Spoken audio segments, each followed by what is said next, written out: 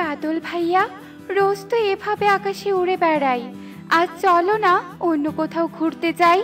অন্য কোথাও ঘুরতে যাবে ভালো কথা, তাই বলে আজই যেতে হবে নাকি? কয়েকদিন পর তো জল সংগ্রহ করার জন্য সমুদ্রে যেতেই হবে, তাতেই অনেকটা পথ ঘোরা হবে। সত্যি বাদল ভাইয়া, তুমি কখনো পরিবর্তন হবে না। ঘুরতে যাওয়ার কথা বললে সমুদ্রে যাওয়া ছাড়া তুমি আর কিছুই জানো না। আমি আর কখনো তোমাকে ঘুরতে যাওয়ার কথা বলবোই না, আমি একাই ঘুরতে যাব। কি বলছো তুমি? তোমার কি মাথা খারাপ হয়ে গেছে নাকি? একা ঘুরতে যাবে? শোনো, আমার কথাটা শোনো, বলে তো যাও কোথায় ঘুরতে যাবে। তোমাদের কাউকে আমি আর কিচ্ছু বলবো না, আমি একাই চললাম, থাকো তোমরা। দাঁড়াও, একা যেও না, আমিও যাচ্ছি তোমার সাথে। আরে শোনো শোনো, যেও না, আমার কথা শোনো। কোনো কথা না শুনে মেঘ উড়তে উড়তে চলে যায়, আর মেঘের পিছু পিছু মেঘের দলও উড়তে থাকে, আর সকলে মিলে বনে ঘুরতে যায়। টুকি মা, টুকি, কোথায় তুই? তাড়াতাড়ি আয়, তোর স্কুল ব্যাগ গোছানো শেষ। আয় মা, তাড়াতাড়ি আয়, স্কুলে যেতে হবে তো। এ কি, টুকির কোনো আওয়াজ পাচ্ছি না কেন? মেয়েটা গেল কোথায়? টুকি, আয় টুকি।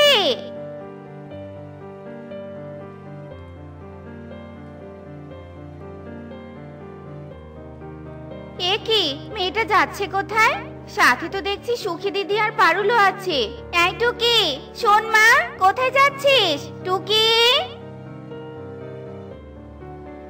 সত্যি এই বনটা ছবির মতোই সুন্দর। আকাশ থেকে তো এত ভালো করে বোঝা যায় না বনের সৌন্দর্য, কিন্তু এখানে ঘুরতে এসে বনের সৌন্দর্য খুব ভালো করেই বুঝতে পারলাম। আমি এই বনের পাখি বলে বলছি না, আসলেই আমাদের বন অনেক সুন্দর, আর এই বনের পশু পাখিরাও খুব ভালো এবং পরিষ্কার পরিচ্ছন্ন। সব পশু পাখি কাজকর্ম করলেও বনটাকে নোংরা করে না, বরং পরিষ্কার রাখে। সত্যি বলছো তুমি, পরিষ্কার পরিচ্ছন্ন বলে বনের সৌন্দর্যটাও দ্বিগুণ হয়েছে। তোমরা তো আমার সাথে আসতেই চাইছিলে না, এই বনে ঘুরতে না আসলে কি বনের সৌন্দর্য উপভোগ করতে পারতে? তবে তোমরা যে আকাশ থেকে এই বনে ঘুরতে এসেছো বলে আমরা ভীষণ খুশি হয়েছি। তোমরা এসেছো বলে আমরাও তোমাদেরকে খুব কাছ থেকে দেখতে পেলাম। আর তোমাদের দেখতে আমরাও ছুটে এসেছি। বাবা গো বাবা, দেখ পারুল, কত সুন্দর তুলোর মতো সাদা সাদা মেঘ। আহ, কি শীতল অনুভূতি। সত্যি স্কুলে নাকি মেঘ দেখতে আসেই ভালো হলো। কি সুন্দর সুন্দর সাদা সাদা মেঘ। আহ, হয়েছে হয়েছে, থাক, এই সাদা মেঘের আর প্রশংসা করতে হবে না। তোমরা যে সাদা মেঘ নিয়ে এত কথা বলছো, সেই সাদা মেঘই কয়েকদিন পর ভয়ঙ্কর কালো মেঘে পরিণত হবে।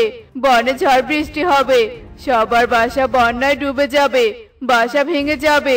তখন আর মেঘেদের এত প্রশংসা করতে কেউ পারবে না। এসব কি বলছো তুমি? তুমি শুধু আমাদের খারাপ রূপটাই বর্ণনা করলে, কিন্তু আমরা যে তোমাদের উপকার করি সেটা তো বললে না। আমরা বৃষ্টি না ছড়ালে তোমাদের বন এত সুন্দর আর স্নিগ্ধ থাকতো না। এই বন সৌন্দর্য হারিয়ে মরুভূমি হয়ে যাবে। হয়েছে হয়েছে, এত বকবক করো না তো। তোমরা যে আমাদের কত উপকারে আসো সেটা আমরা খুব ভালো করে জানি। অসময়ে দলবল নিয়ে বনে এসে শোরগোল ফেলে দিয়েছো। তোমাদের জন্য আমি শান্তিমতো ঘুমাতেও পারলাম না। অনেক ঘোরাঘুরি করেছো, এবার বিদায় হও তো আমাদের বন থেকে। কি এত বড় অপমান? আমাদের তাড়িয়ে দিচ্ছ? সব হয়েছে তোমার জন্য। আমরা যদি তোমার পিছু পিছু না আসতাম তবে এভাবে অপমানিত হতাম না। সত্যি এত অপমান এর আগে কখনো আমরা হইনি। আজ তুমি আমাদের যে অপমান করলে তার পরিণাম খুব খারাপ হবে। এই চলো তোমরা সবাই। কালু কাকের কথায় ক্ষিপ্ত হয়ে মেঘের দল চলে যায়। কোনো পাখি আর কিচ্ছুটি বলার সুযোগ পায় না। এরপর বেশ কিছুদিন কেটে যায়।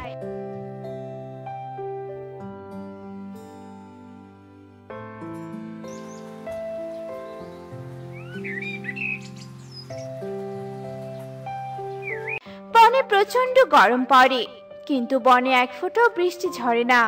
বিশ্বাস করো ঈগল দাদা, গরমে অতিষ্ঠ হয়ে যাচ্ছি। বৃষ্টির কোনো পাত্তাই নেই। একটু যদি বৃষ্টি হতো তবুও স্বস্তি পেতাম। বৃষ্টি হবে কি করে? কালু দাদা মেঘের দলকে যা অপমান করেছে, তারপর মেঘের দল একরকম হুমকি দিয়েছে। আমার মনে হয় না মেঘের দল আর বৃষ্টি ঝরাবে। বলছিস কি টনি? তবে কি ভয়াবহ গরমে অতিষ্ঠ হয়ে আমরা মারা যাব নাকি? না, তেমন কিছুই হবে না। কালুই যেহেতু অন্যায় করেছে, সমাধানটা কালুকেই করতে হবে। চলো আমরা সবাই এক্ষুনি কালুর বাসায় যাব। বদমাস কালু, এত বড় গন্ডগোল পাকিয়ে এখন আবার জলে ডুবে আছিস? এখন তো বুঝতে পারছিস গরমের জ্বালা কত ভয়াবহ। ওঠ বদমাশ, ওঠ ওঠ বলছি, এক্ষুনি ওঠ জল থেকে। আমরা গরমে অতিষ্ঠ হয়ে যাচ্ছি আর তুই জলে ডুবে আছিস। ওঠ বলছি, ওঠ। এ কি, তোরা এত চিৎকার করছিস কেন? আমার বাড়িতে আমি জলে ডুবে থাকি নাকি আগুনে বসে থাকি সেটা আমার ব্যাপার। বড্ড কথা ফুটেছে তোর মুখে, তাই না? সেদিন মেঘের দলকে অপমান করে বড্ড ভুল করেছিস, আজ আবার মেজাজ দেখাচ্ছিস। এমন মায়ের মারবো না, মুখ দিয়ে আর কথা বের হবে না। ওঠ বলছি জল থেকে। ঈগল দাদা, তুমিও আমাকে কথা শোনাচ্ছ? শুধু কথা শোনাচ্ছি না, তুই যে ভুলটা করেছিস এবার তোকেই সেটা শোধরাতে হবে। তুই মেঘদের অপমান করেছিস বলে বৃষ্টি হচ্ছে না। এবার তুই মেঘদের মানিয়ে বনে বৃষ্টি ঝরানোর ব্যবস্থা করবি। আর যদি তুই এ কাজ না করিস তবে আমরা তোকে বন থেকে তাড়িয়ে দিব। না না ঈগল দাদা, এমনটা করো না, আমি দেখছি কি করা যায়। কিন্তু ঈগল দাদা, মেঘরা কি আমার কথা মানবে? সেসব তুমি জানো কালু দাদা, অপমান তুমি করেছো, তুমিই সবটা মেটাবে। তবে হ্যাঁ, তুমি এই ব্যাপারে একবার ময়ূরী দিদির সাথে কথা বলে দেখো, ময়ূরী দিদি তোমাকে সাহায্য করতে পারবে। বিপদে যখন পড়েছি আমাকে তো যেতেই হবে। আমি এক্ষুনি যাব ময়ূরী দিদির কাছে। কথা শেষ করে কালু কাক উড়াল দেয়। উড়তে উড়তে কালু কাক ময়ূরীর কাছে যায় আর ময়ূরীকে সে সব কথা খুলে বলে। অহংকারের বশে অনেকবার অন্যায় করেছিস কালু। মেঘের দল একবার যদি রুষ্ট হয় তবে তো তাদের রাগ ভাঙানো মুশকিল হয়। তবে এবার কি হবে ময়ূরী দিদি? তবে কি মেঘের দল আর বৃষ্টি ঝরাবে না? আমারও কি তবে এই বনে থাকা হবে না? প্লিজ ময়ূরী দিদি, তুমি কিছু একটা করো। কি আর করবো, তুই একটা কাজ করতে পারিস, মেঘের দলকে মিষ্টি সিঙ্গারা খাওয়াতে পারিস। মেঘের দল আবার মিষ্টি সিঙ্গারা বেশ পছন্দ করে। মিষ্টি সিঙ্গারা? কিন্তু মিষ্টি সিঙ্গারা বানাবে কে? আমি তো আর মিষ্টি সিঙ্গারা বানাতে পারি না। তুমি আমাকে সাহায্য করো ময়ূরী দিদি। আচ্ছা, তুই তবে ময়দা চিনি তেল সবকিছু নিয়ে আয়, তারপর আমি না হয় মিষ্টি সিঙ্গারা বানিয়ে দিব। ময়ূরীর কথায় কালু ভীষণ খুশি হয় আর মিষ্টি সিঙ্গারা বানানোর জন্য ময়দা চিনি তেল সবকিছু কিনে এনে ময়ূরীকে দেয়। আর ময়ূরী খুব যত্ন সহকারে মিষ্টি সিঙ্গারা বানিয়ে দেয়। আর কালু মিষ্টি সিঙ্গারা নিয়ে মেঘের দলের কাছে যায়। এ কি, তুমি আবার এসেছো? আমাদেরকে অপমান করে কি তোমার শখ মিটেনি? আবার এসেছো কথা শোনাতে? না না, তুমি ভুল ভাবছো। আমি কথা শোনাতে আসিনি, বরং তোমাদেরকে উল্টাপাল্টা কথা বলেছি জন্য ক্ষমা চাইতে এসেছি। প্লিজ আমাকে ক্ষমা করে দাও তোমরা। তুমি যে অনুতপ্ত হয়েছো এটা ভেবেই ভালো লাগছে, তবে এ ধরনের অন্যায় আর কখনো করবে না। একদমই না, আমি আর কখনো উল্টাপাল্টা কথা বলবো না। প্লিজ তোমরা আমাকে ক্ষমা করে দাও আর এই মিষ্টি সিঙ্গারা খেয়ে আমাদের বনে বৃষ্টি ঝরাও। কালু কাকের অনুরোধে মেঘের দল কালুকে ক্ষমা করে দেয় আর মিষ্টি সিঙ্গারা খায়। তারপর মেঘের দল বনের উপর বৃষ্টি ছড়ায়। এই কনক দাদু এখনো আসছে না। গতকাল বললো দুজন মিলে ঝর্ণার ধারে ঘুরতে যাবে, কিন্তু আজ এখনো আসছে না। সবসময় শুধু কনক দেরি করে। টুকি, আমি এসে গেছি। আসলে তোর জন্য মিষ্টি আনতে গিয়ে দেরি হয়ে গেল। এই দেখ, আমি তোর জন্য ক্ষীরের সন্দেশ নিয়ে এসেছি। ক্ষীরের সন্দেশ? কিন্তু এটা তো অনেক দাম রে। আর এই সন্দেশ তো শহর ছাড়া পাওয়াই যায় না। বাবা তো এটা শহর থেকে কিনে এনেছে। বাবা অনেকগুলো সন্দেশ এনেছে আর আমি তার মধ্যে থেকে তোর জন্য একটা নিয়ে এসেছি। খেয়ে দেখ, এটা অনেক মজা। বাহ, খাবারটা তো অনেক মজা। সত্যি কনক, তোমার তো বন্ধু পেয়ে আমি ধন্য। তোর জন্য আমি মাঝে মাঝে এত ভালো খাবার খেতে পারি, নয়তো আমার কৃষক বাবার দ্বারা জীবনেও সম্ভব নয় আমাকে এমন দামি দামি খাবার দেয়া। তোর ভাগ্য খারাপ, তাই তুই কৃষক পরিবারে জন্ম নিয়েছিস। আর আমার ভাগ্য দেখ, আমি এ বনের সব থেকে ধনী পরিবারে জন্ম নিয়েছি। তাই আমি সব সময় দামি দামি খাবার খেতে পারি। দামি জুতো থেকে শুরু করে দামি পোশাক, দামি সাইকেল, দামি দামি সব জিনিসপত্র চাওয়ার আগেই আমার বাবা আমাকে এনে দেয়। আর তোকে দেখ, দামি জিনিসপত্র তো দূরে থাক, তোর বাবা তো তোদের ঠিক মতো দুবেলা খেতেই দিতে পারে না। আমার বাবা ঠিকই বলে, জীবনে সফলতার জন্য ভাগ্যটাই আসল। কিন্তু আমার মা তো এর উল্টো কথা বলে। আমার মা বলে জীবনে সফলতার জন্য কর্মই আসল, কেননা কর্ম ও পরিশ্রমের দ্বারাই জীবনে সফলতা পাওয়া যায়।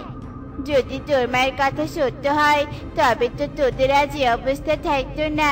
তোর বাবা তো কৃষক, তোর বাবা কত পরিশ্রম করে, কই তোদের তো কোনো উন্নতি হয় না। শোন, এটাই সত্যি, কর্ম নয় ভাগ্যটাই আসল। যাকে এখন চল ঝর্ণার কাছে যাই। এরপর দুই বন্ধু ঝর্ণার ধারে ঘুরতে যায়। কনক ছিল এ বনের সব থেকে ধনী পাখি।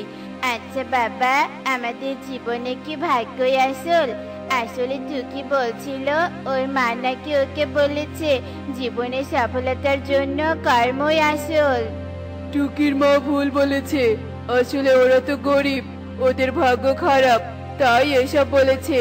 আমাকে দেখ, আমার ভাগ্য ভালো বলেই তো আজ আমরা এত ধনী। তোর ভাগ্যের জন্যই তুই সোনার চামচ মুখে নিয়ে আমাদের ঘরে জন্মেছিস। আমার যা সম্পদ আছে তা দিয়ে তুই বাকি জীবন আরামে কাটিয়ে দিতে পারবি। হ্যাঁ বাবা, তুমি একদম ঠিক বলেছ, তাই তো আমি কর্মে নয় ভাগ্যে বিশ্বাসী। বাবা, কাজ রেখে গাছের নিচে এসো, আমি তোমার জন্য খাবার নিয়ে এসেছি। খাবার এনেছিস? দে দে, খাবারগুলো দে, খুব খিদে পেয়েছে। বাবা, তোমাকে কত কষ্ট করে কাজ করতে হয়। যদি আজ তোমার ভাগ্য ভালো হতো তবে তোমাকে এভাবে কষ্ট করতে হতো না। টুকি মা, আমরা যে ভালোভাবে দুমুঠো খেয়ে পড়ে আছি এটাই তো অনেক, বল? আর আমি বিশ্বাস করি তুই একদিন তোর কর্মের মাধ্যমে আমাদের ভাগ্য বদলে দিবি। কি পারবি না? পারবো বাবা, পারবো। এরপর থেকে টুকির দৃঢ় বিশ্বাস আরো বেড়ে যায়। টুকি দিনের বেলা তার বাবার সাথে হাতে হাতে কাজে সাহায্য করত আর রাতে মনোযোগ দিয়ে পড়াশোনা করত। মা, ঘরে তো একটু আলো নেই, আলো ছাড়া আমি কি করে পড়াশোনা করব? স্কুলে 3 দিন পড়া দিতে পারিনি, তাই গতকাল মাস্টারমশাই বলেছে যদি আমি পরের দিন পড়া দিতে না পারি তবে মাস্টারমশাই আমাকে স্কুল থেকে তাড়িয়ে দিবে। কিন্তু মা, আমি তো পড়াশোনা করতে চাই। বিদ্যুতের বিল পরিশোধ করতে পারেনি বলে বিদ্যুৎ অফিস থেকে ঘরের লাইন কেটে দিয়েছে। হারিকেনেরও অনেক দাম, ঘরে মোমবাতিও নেই। কি আর করবি রে মা, তুই যে গরিবের ঘরে জন্ম নিয়েছিস, তাই এসব কষ্ট তোকে মেনে নিতেই হবে।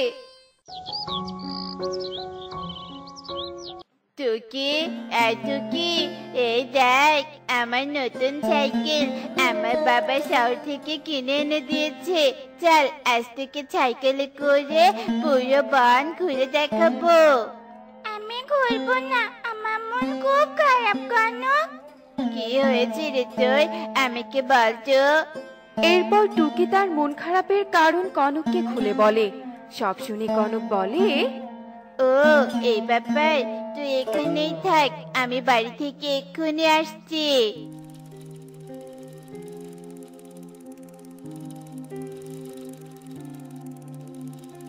এই দেখ আমি তোর জন্য কি নিয়ে এসেছি, তোকে আর কষ্ট পেতে হবে না। হ্যারিকেন, তবে আমি এবার থেকে হ্যারিকেনের আলোয় পড়তে পারবো? সত্যি কনক, তুই আমার প্রকৃত বন্ধু। তুইও মন দিয়ে পড়াশোনা কর, পড়াশোনা করে আমরা দুজন বড় হয়ে অনেক বড় চাকরি করব, কেমন? ওসব তুই কর, আমি এত কষ্ট করে পড়তে পারবো না। আমি জানি আমি পরিশ্রম না করলেও আমার ভাগ্যের জন্য আমি সফল হব, কেননা ভাগ্যই আসল, কর্ম নয়। তোর এই ধারণা একদিন ঠিক ভুল প্রমাণিত হবে। আমি এটাই বিশ্বাস করি যে কর্ম দ্বারাই ভাগ্যের সফলতা বেঁধে রাখা যায়। চলি রে কনক। এরপর টুকি হারিকেন নিয়ে চলে যায়। আর টুকি দিনের বেলা বাবার সাথে কাজ করে আর রাতে হারিকেনের আলোয় মন দিয়ে পড়তে থাকে।